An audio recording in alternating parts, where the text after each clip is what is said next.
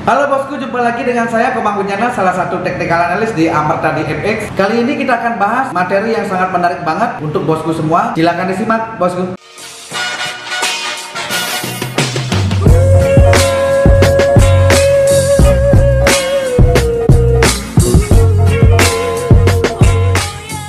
Sekarang kita akan bahas compression dari atas ke bawah seperti apa. Untuk lebih jelas dan detail, mari kita lihat di chart. Untuk kita tahu bahwa compression ini terjadi, itu sangat simple ya. Rumus dasar masih diingat ya. Jadi ketika ada supply atau demand, ketika downtrend atau uptrend, jadi pergerakannya katakan seperti ini. Karena kemarin saya bikin yang dari bawah, sekarang saya bikin yang dari bawah ke atas dan gerakannya ke bawah. Jadi ketika dia membentuk compression itu artinya pemadatan harga. Dia bikin high low, higher high, lower low, tapi selalu diambil area demand. Contoh seperti ini saya katakan. Jadi saya gambar seperti ini tujuannya supaya lebih memahami ya. Tentunya pasti kalau yang sudah paham price action compression, biasanya sih ini adalah trading setup yang boleh dikatakan sangat dicari sama banyak trader. Contoh katakan seperti ini ya, saya bikin sedikit aja gambarnya. Ketika harga naik ini pasti bikin low atau bikin demand. Saya bikin ada demand karena ini nanti sebutannya pasti low atau high-nya, takutnya pada berpikir bahwa ini hanya support. Tapi saya di sini bahas tentang demand. Jadi ketika ada demand, dan demand seperti ini, kalau saya gambar, saya tandain, anggap ini, katakan ini adalah demand, ini juga demand, jadi bertumpuk-tumpuk seperti ini dan ordernya telah diambil ya. Ketika ada rally base rally, tetapi ketika rally base rally, harga turun untuk mengambil area rally base rally ini, turun ngambil area, terus break lagi, rally base rally lagi sebutannya, turun ngambil lagi area demand yang tadi dibikin, naik lagi, ngebreak lagi, ambil lagi area demand. Nah ini yang disebut dengan price action compression. Kalau kita lihat seperti yang saya sampaikan, bentuknya memang seperti wedge, seperti falling wedge seperti ini dia. Cuman hati-hati, kadang-kadang trader lupa bahwa menganggap ini adalah trend, ini menganggap compression.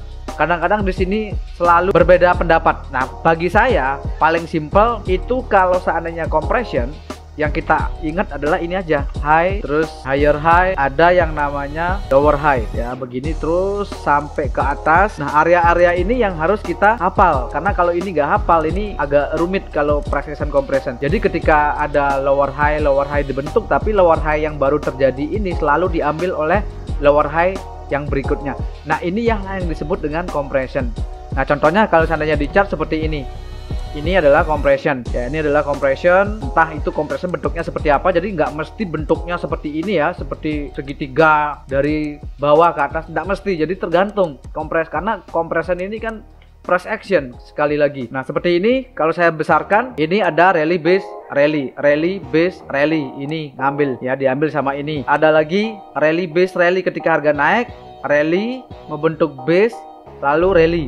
Ini lagi areanya ya, diambil lagi areanya, terus bikin lagi rally base rally, diambil lagi sama ini rally base rally ya. Jadi inilah yang disebut dengan price action compression. Selalu kita lihat, karena kita tadi kalau seandainya kita bicara price action pasti selalu lihat sebelah kiri kita ya. Selalu kita punya pola pikir bahwa apa sih yang ada di sebelah kiri kita. Ingat, sejarah itu sangat penting karena nanti ini adalah area kita. Contoh katakan misalnya kalau saya di sini sih ngelihatnya adalah ini ada support ya, ada support. Kalau di time-frame lebih kecil kan ini kelihatannya kan bearish engulfing ya. Jadi BA atau bearish engulfing yang sejajar dengan support resisten. Beberapa support ya, support lalu di-engulf ya, di-engulf satu candle, ini namanya sebutannya adalah bearish engulfing. Ini juga ada support.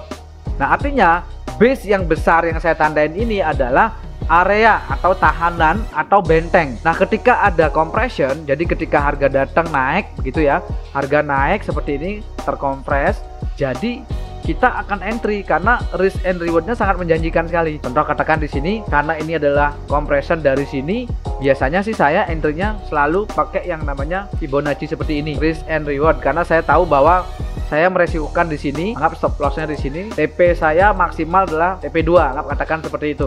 Jadi pas kebetulan TP2 saya di sini areanya. Nah kalau seandainya saya berbicara sampai TP3, yang penting masuk akal. Artinya apa? Area yang fresh, sampai mana area freshnya. Nah karena saya tahu bahwa saya trader price action yang tahu bahwa ini adalah compression, biasanya saya taruh TP di sini karena ini adalah awal dari compressionnya. Kalau saya tandai seperti ini adalah awal compression. Saya akan menaruh target di sini. Meskipun dia harga lari jauh ya bukan urusan saya. Yang penting saya pakai trading rule saya 1/2, 1/3 maksimal. Dan saya tahu kalau saya tidak pakai yang namanya Fibonacci ini, saya tahu bahwa awal kompresenya di sini, akhirnya biasanya pasti di sini. Entah itu nanti dia lanjut lagi ke bawah, itu bukan urusan. Nah, artinya trading price action compression, sekali lagi saya bahas area demand yang baru dibikin, dan sebelum dia bikin area demand baru, dia mengambil area demand tersebut. Selalu berulang-ulang. Nah, compression, banyak yang nanya compression enaknya di time frame berapa? Di semua time frame. Karena di semua time frame ada, tergantung sekarang kita mau trading di time frame berapa. Kalau saya sih lebih suka time frame yang lebih besar. Karena kenapa? Karena swingnya lebih besar, risk and rewardnya pun juga lebih besar. Nah, jadi compression kalau saya lihat lagi ini seperti ini. Kalau yang lain ada banyak sih sebenarnya. Ini compression, ini juga compression, ini juga sama, ini adalah compression. Ya, ini demand, RBR, rally base rally, diambil sama yang ini. Area ini mengambil dan bikin lagi namanya area rally base rally lagi, diambil lagi, bikin lagi rally base rally lagi, diambil lagi, sampai dia bikin area rally base rally ini diambil dan harga turun. Nah, saya biasanya entry selalu melihat ke kiri, selalu lihat sejarah. Contoh katakan misalnya ini adalah supply. Ya, saya tahu harga udah mulai terkompres, berarti saya entry dari sini, stop loss saya di sini, target keuntungan saya di sini. Ya, jadi selalu pakai yang namanya risk and reward. Kalau saya entry di sini, stop loss saya di sini, nah TP2 juga tercapai. Katakan inilah ya awal kompresenya, ya ini juga sudah tercapai. Kalau TP2, TP3 itu terserah trading rulesnya seperti apa. Ya, jadi banyak area compression yang harus kita pelajarin dan harus kita pahami bahwa compression ini bukanlah chart pattern. Sekali lagi, compression ini adalah pemadatan harga di mana buyer dan seller ini selalu ketika membuat trend dia selalu diambil. Contoh katakanlah misalnya harga naik yang tadi yang saya sampaikan, bikin demand, new demand diambil, new demand diambil, selalu seperti itu hingga pada akhirnya area itu adalah area kosong. Biasanya ketika area ini kosong, jadi ketika dia drop, harga tidak akan mampu menahan turunnya ini. Karena kenapa? Karena demandnya kosong. Mungkin itu aja video yang saya bahas kali ini supaya tidak terlalu panjang lebar. Ingat sekali lagi, compression bukan chart pattern, tetapi compression itu adalah price action. Seperti apa price action? Price action itu adalah pergerakan harga di mana ketika dia bikin demand, harga rally naik, turun, ngambil demand yang baru tadi dan bikin lagi area demand. Ketika harga naik dan turun lagi, ngambil lagi demand. Terus seperti itu. Nah, itu yang disebut dengan price action compression. Oke bosku, sekian video dari kami. Jika ada pertanyaan silahkan komen di bawah ini. Dan jika video ini bermanfaat, silahkan di share ya. Saya Koma, bye bye bosku.